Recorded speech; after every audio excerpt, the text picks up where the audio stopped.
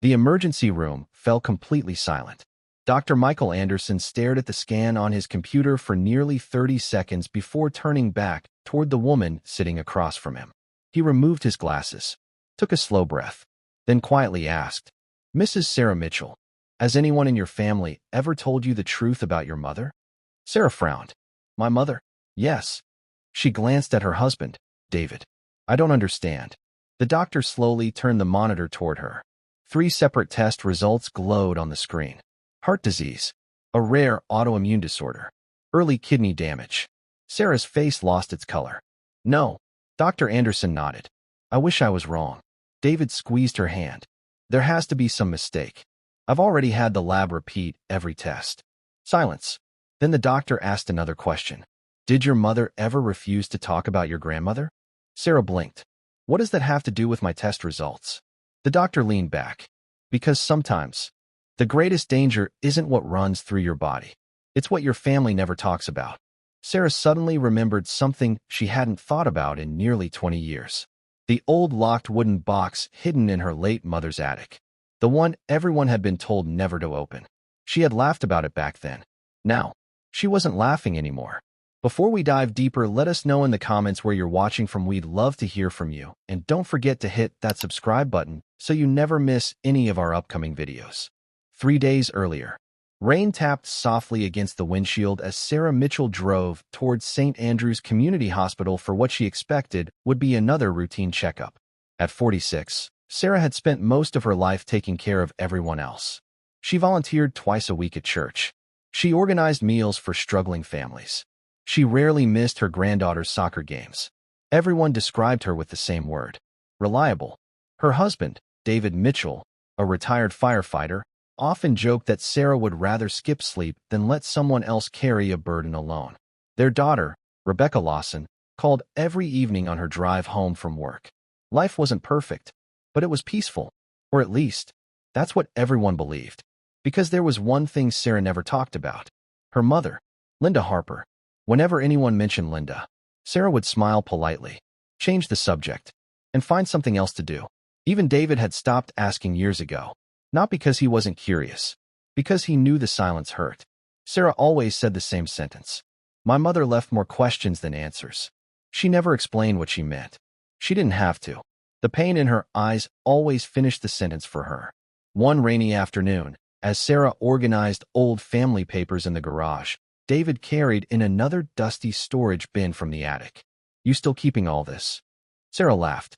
"I've been saying I'll clean it out for 10 years. David opened the lid. Old Christmas decorations, photo albums, children's drawings. Then, buried beneath several faded blankets, sat a small wooden chest secured with an antique brass lock. David lifted it carefully. "I've never seen this before." Sarah froze. For the first time in years, she recognized it instantly. Her mother's box. The one no one was ever allowed to touch. The one she'd promised herself she'd never think about again. She whispered almost to herself, "It can't be." Sarah couldn't take her eyes off the wooden chest. Her hands trembled as she reached toward it, then stopped just inches away. David noticed the sudden change in her expression. "Sarah, what's wrong?" She swallowed hard. "I haven't seen this box since I was 17. You know what's inside?" She slowly shook her head. "No, but I know why my mother hid it." David set the chest gently on the dining room table. "It looks like it's been locked for decades." "It has." Sarah ran her fingers across the worn wood. Every scratch, every faded corner seemed to carry a memory she had spent years trying to bury.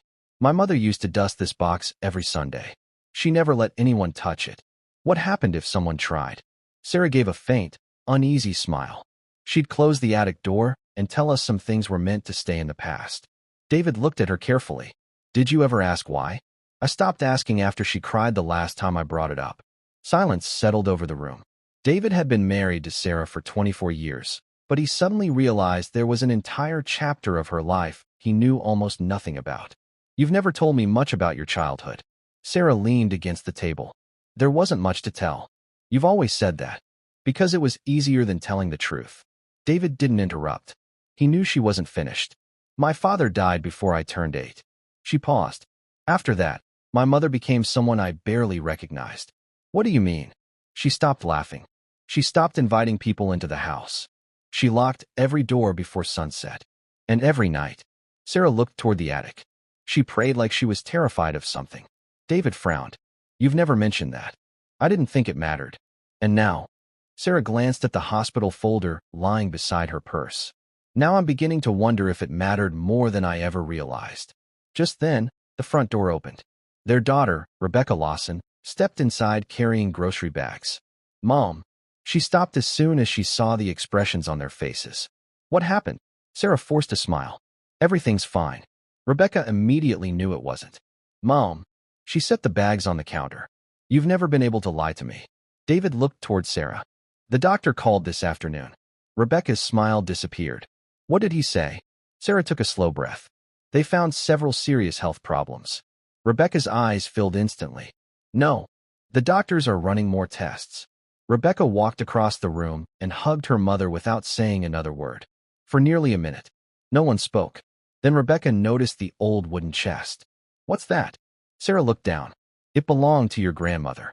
The grandmother I've never met. Sarah nodded. Rebecca smiled softly. I didn't even know anything of hers still existed. Sarah stared at the lock. I thought it had disappeared years ago. Rebecca ran her hand across the faded brass latch. It's beautiful. David spoke quietly. Your mom thinks it may explain something. Rebecca looked confused. Explain what? Sarah answered before David could. I don't know yet. But for the first time in my life, I think I'm ready to find out. The room fell silent again. None of them noticed the small folded envelope tucked beneath the bottom edge of the chest. Its yellowed paper had been hidden for decades. Across the front, written in faded blue ink, were 7 words. To Sarah, only after the truth finds you. Sarah hadn't seen it yet, but within the next few hours, everything she believed about her family was about to change. Rebecca carefully slid the yellowed envelope from beneath the wooden chest. Dust drifted into the air as she held it between her fingers. Mom, I think this was hidden underneath. Sarah's heartbeat quickened. Her name was written across the front in unmistakable handwriting. To Sarah, only after the truth finds you. She hadn't seen her mother's handwriting in nearly 18 years. Her fingers trembled so badly she couldn't break the seal. David gently placed his hand over hers. You don't have to do this tonight. Sarah looked at him. I've waited my whole life for answers. She slowly opened the envelope. Inside was a single folded letter and a small black and white photograph. The photograph showed 3 women standing in front of an old farmhouse somewhere in Kentucky. Sarah recognized her mother immediately. Standing beside her was a woman she had never seen before. On the back of the picture were 4 handwritten words. Your grandmother, Evelyn Harper. Sarah stared at the name. My grandmother. I've never even seen her face. David leaned closer. You mean your mother never showed you pictures? Sarah slowly shook her head. She destroyed almost every family photograph after my father died. Rebecca frowned. Why would anyone do that? Sarah looked down at the letter. Maybe this explains why. She unfolded the paper. The ink had faded, but every word was still readable. My dear Sarah, if you are reading this, then the day I feared has finally arrived. First, I need you to forgive me. Not because I stopped loving you, but because I loved you enough to keep silent. I know one day you'll have questions. Questions about our family. Questions about your grandmother. Questions about why I refused to speak about my childhood. I didn't stay silent because I was ashamed. I stayed silent because I wanted your life to be different from mine. Sarah stopped reading. Her eyes filled with tears. Rebecca whispered, Keep going. Sarah nodded. Your grandmother Evelyn was one of the strongest women I ever knew. She worked harder than anyone. She loved her children fiercely, but pain followed her everywhere she went. She buried 2 husbands, lost 1 child before adulthood, spent years fighting illnesses doctors couldn't explain. By the time she reached 50, she believed suffering was simply part of our family. I grew up believing the same thing. Every setback, every illness, every tragedy, we accepted them without asking why. Not because we lacked faith, because we believed some burdens could never change. Sarah lowered the letter. The room was silent. David looked toward her. Your doctor asked whether anyone in your family had these illnesses. Sarah nodded slowly. He did. Rebecca spoke softly. Maybe that's what he meant. Sarah looked back at the page. But then something happened that changed everything. A woman at our church challenged me. She said, Linda, Stop calling hopeless what God never called permanent. I wanted to believe her. I truly did. But fear had become easier than hope. And that is the greatest regret of my life. Sarah could barely breathe. She had never imagined her mother struggling with fear. Growing up, Linda Harper had always seemed unshakable. Rebecca reached across the table. I wish Grandma had told you all this. So do I. Sarah unfolded the final page. The handwriting had become less steady. Sarah, if one day doctors tell you something that fills your heart with fear, promise me one thing. Don't let fear make your decisions the way it made mine. Ask questions. Trust God. Listen to wisdom. Take care of your health. And remember, your future is not written by the hardest chapter behind you. It is shaped by the choices you make today. I couldn't change the past, but maybe you can change what comes after me. Love always. Mom. The room remained quiet. No one moved. No one spoke. Finally, David broke the silence. Your mother wasn't trying to hide your family. Sarah slowly shook her head. No, she was trying to protect me. Just then Sarah's phone vibrated. She glanced at the screen. St. Andrew's Medical Center. Dr. Anderson. She answered immediately. Hello. The doctor's voice sounded calm, but serious. Mrs. Mitchell, we've received another part of your test results. Sarah stood. What did you find? There was a brief pause. I think you should come in tomorrow morning. Sarah's stomach tightened. Doctor, is it worse? Another pause. Then he answered quietly. It isn't what we expected, and I don't want to discuss it over the phone. The call ended. Sarah looked at David and Rebecca. Neither of them needed to ask. Something had changed, but whether it was good news or the beginning of something even more frightening, they wouldn't know until morning. The next morning, Sarah barely touched her breakfast. Her coffee sat untouched beside her. David watched her quietly from across the kitchen. You didn't sleep. Sarah managed a tired smile. I closed my eyes. That's not the same thing. She looked toward the letter lying neatly folded beside her purse. I kept hearing my mother's words. Don't let fear make your decisions. David reached for his keys. Ready? Sarah nodded. I think so. St. Andrew's Medical Center was already busy when they arrived. Nurses hurried through the hallways. Patients filled the waiting room. Televisions played morning news that no one seemed to be watching. Sarah's name echoed through the speakers. Mrs. Sarah Mitchell. She stood. David walked beside her until they reached Dr. Anderson's office. The doctor greeted them with a warm smile, but Sarah immediately noticed several thick folders spread across his desk. You've been busy. He nodded. I wanted to be absolutely certain before we talked. Sarah sat down. So, tell me. Dr. Anderson folded his hands. Your original tests weren't wrong. Sarah felt her stomach sink. But they weren't complete either. David frowned. What does that mean? The doctor opened another file. You do have an autoimmune condition. Sarah closed her eyes. But it appears we've caught it much earlier than we first believed. She looked back up. What? Dr. Anderson pointed toward another scan. Because it was detected early, we have treatment options that weren't available 20 years ago. David leaned forward. So she's not. No. Dr. Anderson answered firmly. I don't believe you're facing the outcome you feared yesterday. Sarah felt tears filling her eyes. I know. The doctor continued. But there are still concerns. He turned another page. I'd like you to meet with a genetic counselor. Sarah looked confused. A genetic counselor? Your family history raises questions. Questions. That word again. It seemed every answer created another mystery. 2 hours later they entered another office. A woman in her 50s stood to greet them. I'm Dr. Karen Lewis. She smiled warmly. I've reviewed your family history. Sarah sighed. I wish I knew more about it. Dr. Lewis nodded. That's more common than you think. She spread several diagrams across the table. Sometimes families mistake patterns for destiny. Sarah listened carefully. What do you mean? She pointed to the chart. Having relatives with certain illnesses can increase your risk. She paused. But risk is not certainty. Sarah thought about her mother's letter. Fear had become easier than hope. Dr. Lewis continued. Your mother's generation didn't have access to the testing or treatments we have today. David asked. So what happens now? We gather information. We create a plan. And we help Sarah live the healthiest life possible. Sarah smiled for the first time since the nightmare had begun. So this isn't the end. Dr. Lewis smiled back. Mrs. Mitchell, I believe this is the beginning of you taking control of your health instead of living in fear. That afternoon, Sarah and David stopped at a quiet cafe before heading home. For the first time in days, they laughed, not because everything had been solved, but because hope had returned. As they finished lunch, Sarah's phone buzzed. It was Rebecca. She answered immediately. "Hi, sweetheart." Rebecca sounded breathless. "Mom, I think I found something." Sarah sat upright. "What?"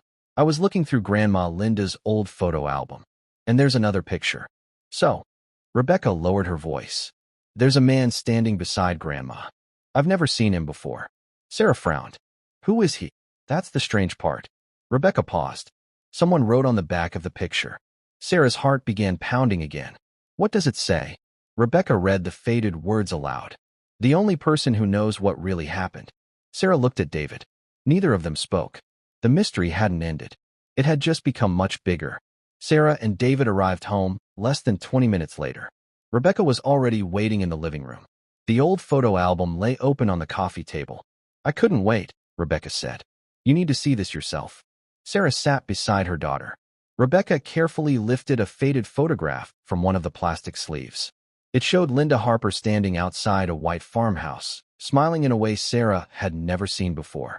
Beside her stood an older gentleman in a dark suit. His hand rested gently on Linda's shoulder, and both of them looked directly into the camera. Sarah turned the photograph over. Written in faded blue ink were the words Rebecca had read over the phone. "The only person who knows what really happened." David frowned. "Do you recognize him?" Sarah shook her head. "No." Rebecca pointed to the corner of the photograph. There was something else. Sarah looked closer. A nearly invisible stamp read, "Cedar Ridge Church, Franklin County, Kentucky." Sarah whispered, "Kentucky. The same place Grandma Evelyn lived." David looked thoughtful. "If this man knew your mother, he may know the answers you've been searching for." Sarah stared at the picture. "I have to find him." That evening, Rebecca searched online while David spread old family papers across the dining room table. After nearly an hour, Rebecca suddenly gasped. "I found Cedar Ridge Church." Sarah hurried over. "It still exists?" Rebecca nodded. "It does. And according to their website." She stopped reading. "What?" "The church has had the same senior pastor for almost 30 years. David smiled. "That's a good sign." Rebecca continued. "But before him." She looked back at the photograph. There was another pastor. Sarah's heart skipped. "What was his name?" Rebecca slowly read it aloud. "Pastor Samuel Brooks." Sarah looked back at the man in the picture. "It has to be him." David picked up his phone. "Let's call." The church secretary answered after the second ring. "Cedar Ridge Church. This is Melissa speaking." David explained why they were calling. There was a brief silence. Finally, Melissa spoke again. "I'm sorry. Pastor Brooks retired years ago." Sarah's shoulders dropped. "But," Melissa continued, "he's still alive." Sarah looked at David with wide eyes. "He lives about 20 minutes from the church." Rebecca smiled. "Can we speak with him?" "I'm afraid I can't give out his personal information." The family exchanged disappointed glances. Then Melissa said, "However, if you leave your number, I'll ask whether he's willing to contact you." Sarah quickly thanked her. As soon as the call ended, no one spoke. Now, all they could do was wait. The following morning, Sarah tried to distract herself by organizing the attic. Hours passed. Nothing. No phone call. No message. She was about to climb down the attic ladder when something caught her eye. Hidden behind an old suitcase was a small leather journal. Unlike the wooden chest, this one wasn't locked. She brushed away years of dust. Inside the cover, written in Linda Harper's handwriting, were 5 simple words. "If Sarah ever finds this." Sarah's breath caught. She sat down on the attic floor and carefully turned the page. The journal wasn't filled with recipes or family memories. It was a diary. Page after page described Linda's fears, her prayers, and the burden she had carried for decades. Then Sarah reached an entry dated October 14th, 1987. She began reading aloud. "Today Pastor Samuel begged me to tell Sarah the truth while she's still young. He said secrets have a way of growing heavier with time. But I couldn't do it. If she learns what happened that summer, I'm afraid she'll never forgive me." Sarah stopped. Her hands shook. Rebecca looked up. "What happened that summer?" Sarah slowly turned the page. But the next 3 pages had been torn out. Someone, years earlier, had deliberately removed them. At that exact moment, Sarah's phone rang. An unfamiliar Kentucky number flashed across the screen. She answered immediately. "Hello." An elderly man's calm voice came through the speaker. Mrs. Mitchell, my name is Samuel Brooks. I believe I've been waiting a very long time for your call. Sarah gripped the phone so tightly her knuckles turned white. Pastor Brooks. The gentle voice on the other end answered without hesitation. Yes, Sarah. I've prayed for this conversation more times than you could ever imagine. Sarah glanced at David and Rebecca. Neither of them spoke. They could hear the emotion in the elderly man's voice. Pastor Brooks continued. Your church secretary told me you found your mother's things. Sarah swallowed. I found her letter. And her journal. There was a long silence. Then he quietly asked, Did you find the missing pages? Sarah looked down. They were torn out. I was afraid of that. Who tore them out? Sarah asked. I don't know. But I know why someone would. Sarah's heart raced. They contained the truth your mother struggled to carry for the rest of her life. David stepped closer. Can you tell us now? Pastor Brooks sighed deeply. I can, but not over the phone. I think it's time we met. 3 days later, Sarah and David drove to Franklin County, Kentucky. The farther they traveled from the city, the more familiar everything began to feel. Rolling hills, white wooden fences, old barns, church steeples rising above the trees. Sarah couldn't explain it. She had only been there once as a little girl. Yet something about the landscape stirred memories she couldn't quite reach. As they pulled into the driveway of a modest brick home, an elderly man stepped onto the front porch. His back was slightly bent with age, but his eyes were bright. He smiled warmly. You must be Sarah. She nodded. And you're Pastor Brooks. Instead of shaking her hand, he embraced her. For a moment, neither of them said a word. Finally, he whispered, You have your mother's eyes. Sarah felt tears welling up again. Inside the house, framed photographs lined the walls. Pictures of church baptisms, mission trips, wedding ceremonies. Near the fireplace sat an old photograph Sarah recognized immediately. Her mother, her grandmother, and Pastor Brooks. This was taken the summer before everything changed, he said softly. Sarah looked at him. What happened? The pastor remained silent for several moments before answering. Your grandmother, Evelyn, became very ill. The doctors believed she wouldn't survive the year. Sarah nodded slowly.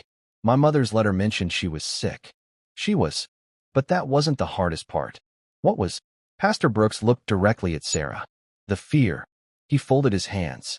Fear became the loudest voice in that family. Every doctor's visit, every unexpected pain, every difficult season. They assumed the worst before anyone even finished speaking. David listened carefully. So Linda grew up expecting tragedy. Exactly. Pastor Brooks nodded. She loved God. But she also lived under constant fear. Sarah lowered her eyes. That sounds familiar. The pastor looked at her kindly. More familiar than you realize. He walked toward an old bookshelf and removed a worn leather Bible. Inside was a folded piece of paper. I've kept this for 31 years. He handed it to Sarah. What is it? Your mother's prayer list. Sarah unfolded the page. Dozens of handwritten prayers covered both sides. Every entry mentioned someone else. Neighbors, friends, church members, children, missionaries. Then, near the bottom, one line stopped her. Lord, please don't let Sarah inherit my fear. Tears streamed down Sarah's face. My mother prayed this. Almost every day.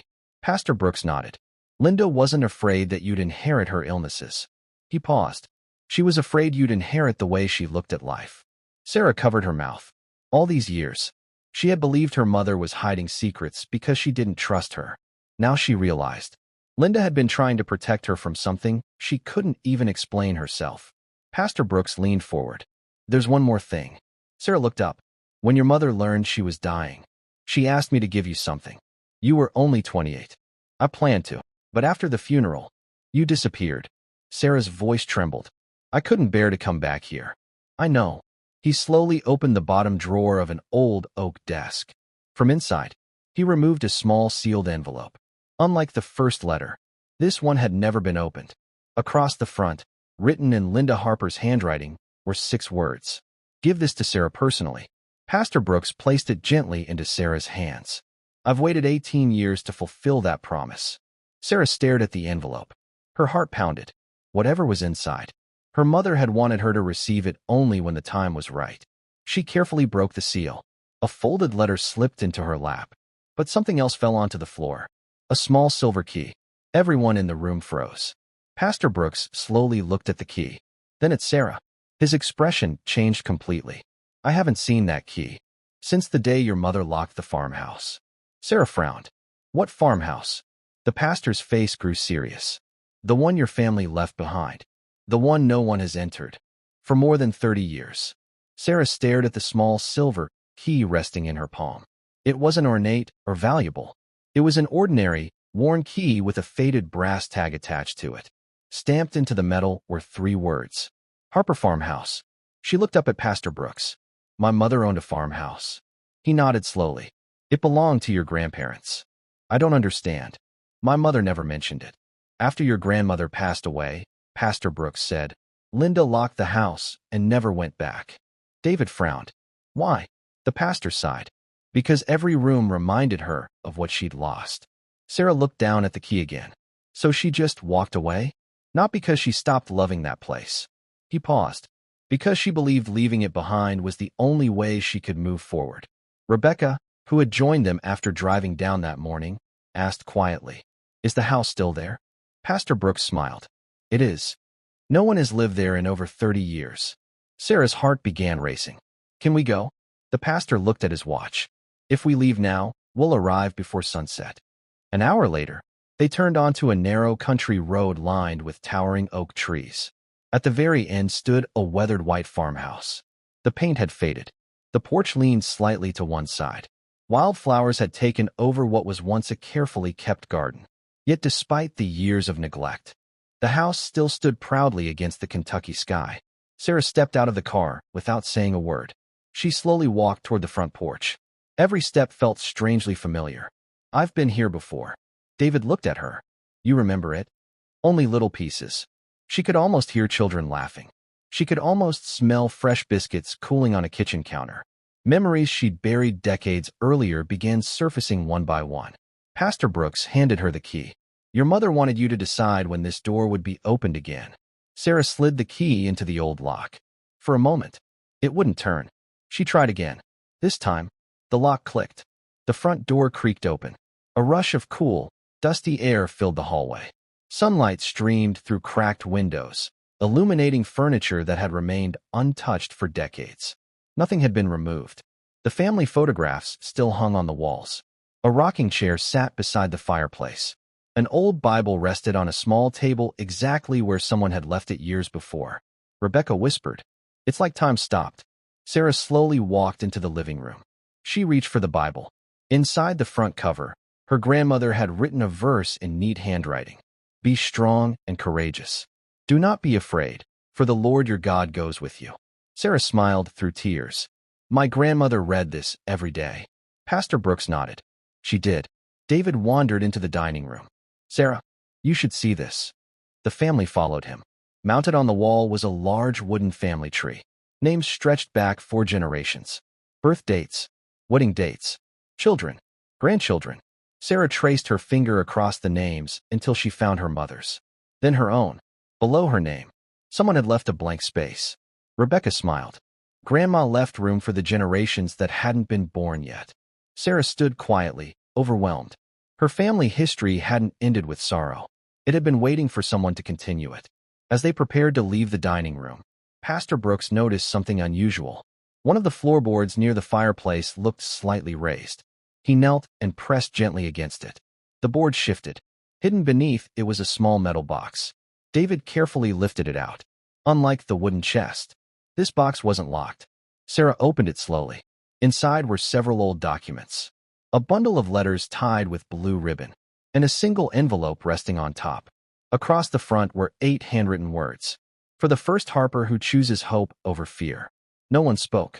Sarah carefully opened the envelope. Inside was a handwritten note from her grandmother, Evelyn. The first line made her stop breathing. If you're reading this, then our family finally has a chance to begin again. Sarah unfolded the fragile letter with extraordinary care. The paper had yellowed with age, but every word remained clear. She recognized the handwriting immediately. It matched the Bible on the table, her grandmother's. She took a slow breath and began reading aloud. My dear family, if these words have finally reached you, then someone has made a choice I prayed would happen one day.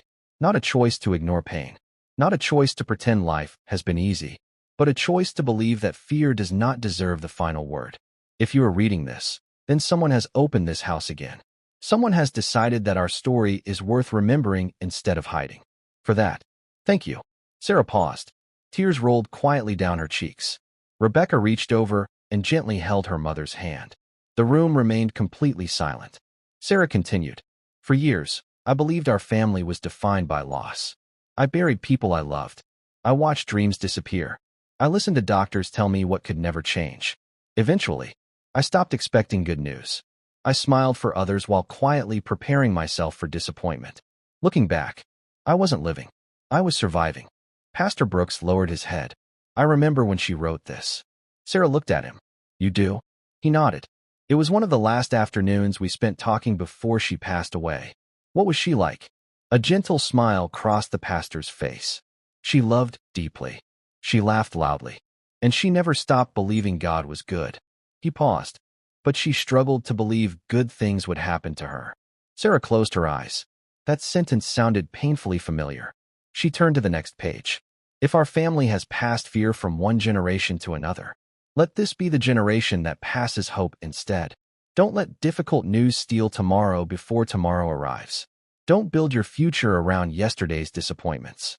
Forgive quickly. Love completely. Take care of your health. Trust God with what you cannot control. And remember, your children are always learning how to face life by watching how you face yours." Rebecca quietly wiped away a tear. "I needed to hear that." David looked at Sarah. "So did I." As Sarah folded the letter, something slipped from between the pages. A folded property deed. David picked it up. "What is this?" Sarah looked closer. "The farmhouse." Rebecca leaned over. "It says the property was never sold." Pastor Brooks smiled. "It couldn't be." Sarah read further. The deed had remained in Linda Harper's name. Year after year, taxes had continued to be paid. She frowned. "Who paid them?" Pastor Brooks looked toward the window. "I did." The room fell silent. "You?" He nodded. "Your mother asked me to make one promise." "What promise?" she said. He smiled softly. "Samuel, one day Sarah will come back. When she does, make sure she still has a home to come back to." Sarah covered her face as emotion overwhelmed her. For 18 years, a man who wasn't related to her by blood had quietly kept a promise no one else even knew existed. David walked over and shook Pastor Brooks' hand. "I don't know how to thank you." The elderly pastor smiled. "You already have." As the sun began to set, the family stepped onto the farmhouse porch. The evening breeze carried the scent of fresh-cut grass across the fields. For the first time in years, Sarah felt lighter. Not because every question had been answered, but because she had finally stopped running from them.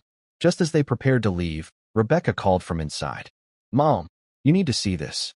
Sarah hurried back into the living room. Rebecca was standing in front of the old fireplace. "I think there's another compartment." David knelt beside the stone hearth. Hidden behind one of the loose bricks was a narrow wooden box, much smaller than the first. Sarah carefully lifted it out. Inside, there was only one item, an old cassette tape. Attached to it was a handwritten note. "Sarah, if you're hearing my voice, then I didn't get the chance to tell you goodbye myself." Sarah stared at the tape. Her mother's voice, recorded decades earlier. Waiting all this time, she looked around the old farmhouse. No one spoke, because everyone knew. The next few minutes would change everything they thought they knew about Linda Harper. Sarah held the cassette tape carefully, almost afraid to breathe. It was worn with age. A small white label covered one side. In faded blue handwriting were the words, "For my daughter, with all my love." Rebecca looked around the farmhouse. "There has to be a tape player somewhere." Pastor Brooks smiled gently. "I think there is." He walked into the study and returned carrying a small portable cassette recorder. "It hasn't been used in years." David plugged it into a nearby outlet. For a moment, nothing happened. Then the old machine hummed softly. Sarah slid the cassette inside. Her finger hovered over the play button. "I'm not ready." David wrapped his arm around her shoulders. "You don't have to do this alone." She nodded. Then, she pressed play. Static filled the room. A few seconds passed. Then, a familiar voice broke through the silence. Soft, gentle, older than Sarah remembered. "Hello, sweetheart." Sarah immediately covered her mouth. It was her mother. Not a memory. Not a photograph. Her actual voice. Tears streamed down her face before another word was spoken. Linda continued, "If you're listening to this, then God answered the prayer I prayed for many years. I prayed that one day you would stop being afraid of the past." Sarah closed her eyes. Rebecca quietly leaned against David.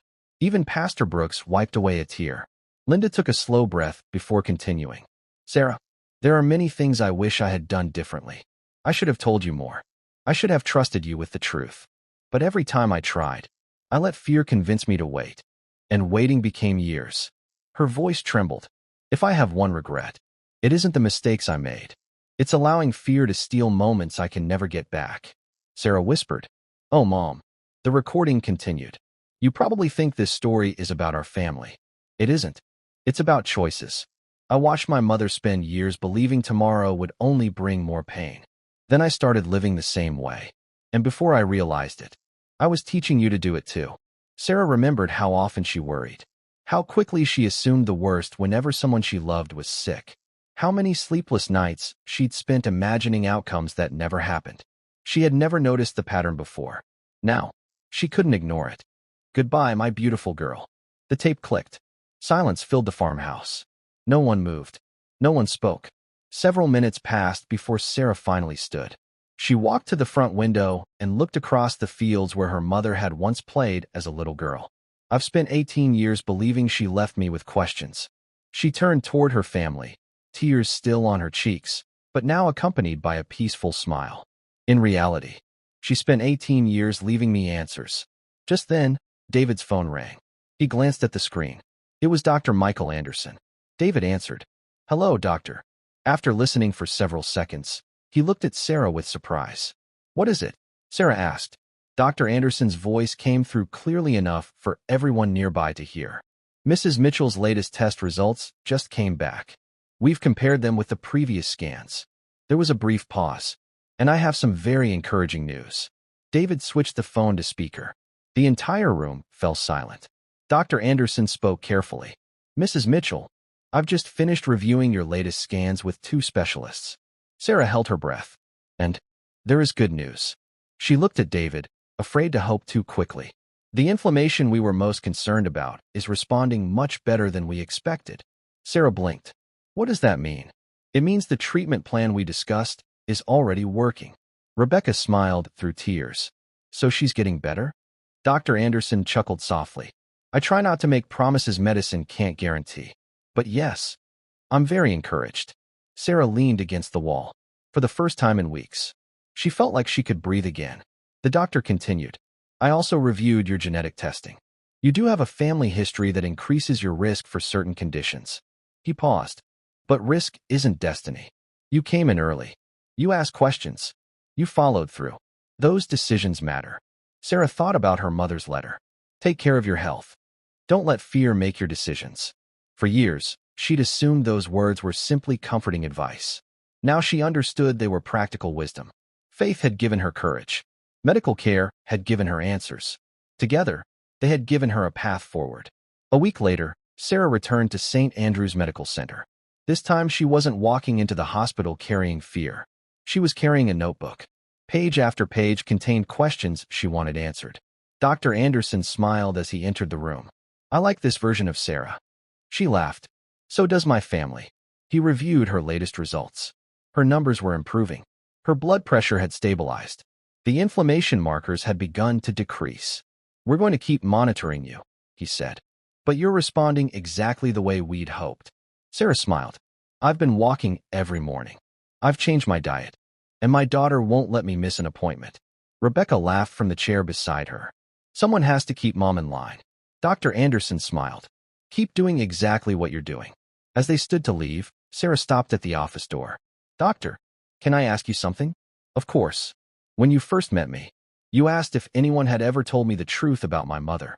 Dr. Anderson nodded. "I did." "Why?" He leaned back in his chair. "Because I noticed something." "What?" "You seemed more frightened by your family history than by your actual test results." Sarah thought about that. He was right.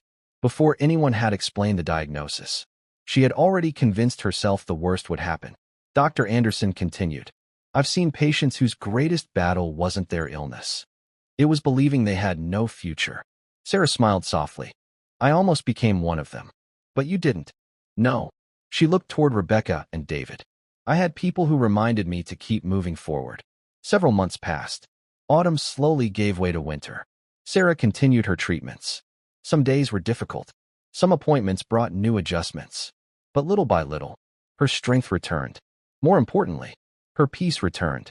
Every Sunday morning, she and David found themselves back in church. Not because life had suddenly become perfect, but because gratitude had become stronger than fear. One afternoon, Rebecca walked into Sarah's kitchen carrying a stack of papers. "Mom, I've been thinking." Sarah looked up from the soup she was stirring. "That usually means you're about to ask me for something." Rebecca laughed. "Maybe." She spread the papers across the table. "What if we restored the farmhouse?" Sarah stared at her. "The farmhouse. It doesn't have to stay frozen in time." David walked into the room just in time to hear the conversation. "I've actually been thinking the same thing." Rebecca smiled. "It could become something meaningful." Sarah looked from one to the other. "What are you suggesting?" Rebecca took a deep breath. "A place where families dealing with illness, or grief, or overwhelming fear can come for a weekend to rest, pray, and find hope." Sarah was speechless. David nodded. "We could call it the Harper House." Tears filled Sarah's eyes once again. Her grandmother had dreamed of passing hope to the next generation. Her mother had prayed that Sarah wouldn't inherit fear. Now, both of those prayers seemed to be coming together in a way none of them had imagined. Just then, Sarah received another phone notification. It wasn't from the hospital. It was from Pastor Brooks. The message contained only one sentence. "Your mother would be smiling today." Sarah looked out the kitchen window. For the first time in years, she believed that the next chapter of her life wouldn't be defined by what her family had endured. It would be defined by what her family chose to build next. Spring arrived with the kind of warmth that seemed to breathe new life into everything it touched. For the first time in decades, the old Harper farmhouse was alive again. Contractors repaired the porch. Neighbors painted the weathered walls. Church volunteers planted flowers along the front walkway. Even people Sarah had never met showed up with tools, meals, and encouraging words. One Saturday morning, Sarah stood quietly in the front yard, watching children laugh as they chased butterflies across the open field. David walked beside her. "You know, I don't think your grandmother ever imagined this." Sarah smiled. "I don't think my mother did either." Rebecca joined them carrying a folder full of renovation plans. "The guest rooms are almost finished." David looked inside. 4 bedrooms. Rebecca nodded. "And the old study is becoming a counseling room." Sarah looked surprised. "You've really thought this through." Rebecca laughed. "I've had months." She pointed toward the barn. "We're converting that into a meeting space." "For what?" "Support groups, caregiver workshops, Bible studies, and evenings where families can simply sit together and talk." Sarah stood silently. Everything her mother had hidden out of fear was slowly becoming a place where other families could find healing through honest conversations. 2 months later, Harper House officially opened. The small dedication ceremony drew far more people than anyone expected. Members of Cedar Ridge Church filled the lawn. Families from neighboring towns arrived. Even Dr. Michael Anderson drove in from Ohio after receiving Sarah's invitation. Pastor Brooks stood beneath the old oak tree with his Bible in hand. "I've waited many years for this day." He smiled toward Sarah. "When Linda asked me to keep this property, I assumed she wanted a house preserved." He looked around at the crowd. "I never imagined she was preserving hope." Applause echoed across the field. Sarah looked toward the farmhouse. Her eyes filled with tears once again. Not tears of sadness, tears of gratitude. After the ceremony ended, people slowly gathered inside. One woman in her early 50s approached Sarah. She introduced herself. "My name is Carol." Sarah smiled warmly. "It's nice to meet you." Carol hesitated before speaking again. "I almost didn't come today." "Why?" "I was diagnosed with multiple sclerosis 6 months ago." Sarah listened quietly. "I've been terrified. I saw the invitation online. I almost stayed home." She looked around the restored farmhouse. "But hearing your story made me realize I've been letting fear make every decision." Sarah reached for her hand. "I understand." Carol smiled through tears. "I think today is the first day I've believed my future can still be beautiful." Sarah hugged her. "You've already taken the hardest step." Carol looked confused. "Which step?" "You chose hope." Later that afternoon, Dr. Anderson found Sarah standing alone on the porch. "I've been looking for you." She smiled. "I wanted a quiet minute." He handed her another envelope. "What is this?" "Your latest lab results." Sarah laughed nervously. "You doctors really know how to ruin a peaceful afternoon." He smiled. "Go ahead." She opened the envelope. Every number had improved. Every marker they had been monitoring continued moving in the right direction. She looked back at him. "I can't believe this." "You earned it." He smiled. "You stayed committed. You trusted the process. You never gave up." Sarah folded the report. "My mother always believed I'd become stronger than she was." Dr. Anderson shook his head. "I think she underestimated herself." Sarah looked puzzled. "What do you mean?" "If she hadn't written those letters. If she hadn't encouraged you to seek help instead of hiding. If she hadn't reminded you not to let fear decide your future. You might never have come to see me when you did." Sarah stood quietly. He was right. Even after her mother was gone, her love had still protected her. That evening, the guests had gone home. The farmhouse had become quiet again. Sarah walked into the living room. The old rocking chair still sat beside the fireplace. She gently placed her mother's letters inside the wooden chest. Then she added something new, a handwritten note of her own. David watched from the doorway. "What are you writing?" She smiled. "For whoever opens this box next." He walked over. "What does it say?" Sarah folded the note and placed it beside the others. "It says, our family once believed fear was our inheritance. Now hope is." She closed the lid. This time, she didn't lock it, because some stories were never meant to stay hidden, and some legacies are meant to be shared. 1 year later, Harper House had become something Sarah never imagined possible. Nearly every weekend, families arrived carrying burdens they could no longer carry alone. Some came after receiving frightening medical diagnoses. Some were grieving the loss of someone they loved. Others came simply because they were exhausted from pretending everything was fine. No one was asked to have all the answers. They were simply welcomed. The old farmhouse that had once been filled with silence had become a place filled with conversations. Laughter echoed through the hallways. Children played in the fields. Prayer groups gathered on the porch every Saturday morning. The kitchen, once empty for decades, now smelled of fresh bread and homemade soup almost every day. Sarah often stood by the front window, watching people arrive with heavy hearts and leave carrying something entirely different. Not because every problem had disappeared, but because they no longer felt alone. One Friday afternoon, a black SUV pulled into the driveway. A woman stepped out slowly. She looked to be in her early 50s. Her shoulders were tense. She carried a folder tightly against her chest. Sarah walked down the porch steps to greet her. "Welcome to Harper House." The woman forced a polite smile. "My name is Melissa. It's nice to meet you." Sarah extended her hand. "I'm Sarah." Melissa looked around the property. "I almost turned around 3 times before I got here." Sarah smiled gently. "I almost canceled my first doctor's appointment." Melissa looked surprised. "You did?" "I was terrified." Melissa laughed softly. "So was I." She held up the folder. "I received my diagnosis last month." Sarah didn't ask what it was. Instead, she simply said, "I'm glad you came." Sometimes, being welcomed was more powerful than being questioned. That evening, everyone gathered in the old barn for dinner. Long wooden tables filled the room. People who had been strangers only hours earlier were now sharing stories. One man spoke about losing his wife. Another family shared their journey through cancer treatments. A young couple talked about rebuilding their marriage after years of silence. Then everyone turned toward Sarah. Someone asked, "What made you start Harper House?" Sarah looked around the room. She smiled. "I didn't." Everyone looked confused. She continued, "My grandmother planted the first seed. My mother protected it. Pastor Brooks kept it alive. My husband believed in it. My daughter gave it new life." She paused. "I simply said yes when it was finally my turn." The room became quiet. Not because there was nothing to say, but because everyone understood. No meaningful legacy is built by one person alone. The next morning, Pastor Brooks arrived carrying a small gift. Sarah welcomed him with a hug. "You didn't have to bring anything." He smiled. "I've been saving this for the right moment." He handed her a beautifully handcrafted wooden plaque. David helped unwrap it.